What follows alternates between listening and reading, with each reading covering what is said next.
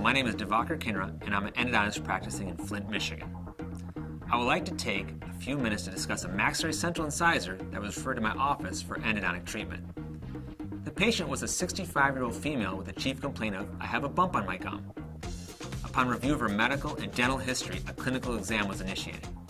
At initial glance, this case may seem straightforward, but let's look at some of the nuances that may be challenging throughout treatment.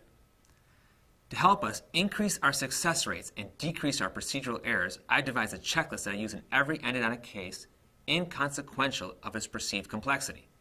Checklists can be used for an array of tasks, from the simple grocery checklist that makes sure we don't forget items as we pass through the aisles, to as vital as a pre-flight checklist that makes sure our airplanes are safe to fly across the world. Here we will use it to make sure that we carefully progress through the procedure in a meticulous manner. These are items that need to be taken into consideration on every case to make sure we are thorough in our therapy. In this video segment, we are going to review the first 4 items on the checklist.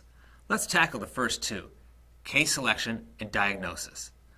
Before we decide to take on this case, we should make sure that it can be performed in our office safely, thoroughly, and efficiently. As we can see in this case, the main canal either furcates or has a large lateral canal approximately 3/4 of the way to the apex.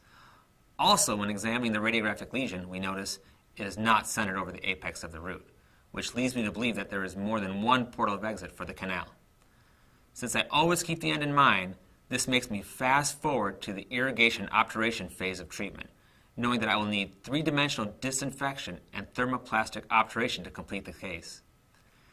Now that we have decided to take on this case, we will need a pulpal and periapical diagnosis. Upon oral exam and clinical testing, we noted these symptoms: pain to percussion, buccal swelling, and no response to cold or hot. So we came up with a pulpal diagnosis of necrotic pulp and a periapical diagnosis of symptomatic chronic apical periodontitis. Now that we have a diagnosis, we can proceed with the next 2 items on our checklist: local anesthetic and rubber dam isolation. Anesthesia is one of the most feared aspects of any dental procedure. Providing comfortable and profound anesthesia is a first step in starting off the root canal on the right foot. I make sure that I test each case after providing anesthesia with the application of endo-ice on the tooth in question. If there's no thermal response, then I'm confident that we have achieved profound anesthesia and are ready to proceed. Before initiating treatment, I always start with single-tooth isolation of the tooth undergoing root canal therapy.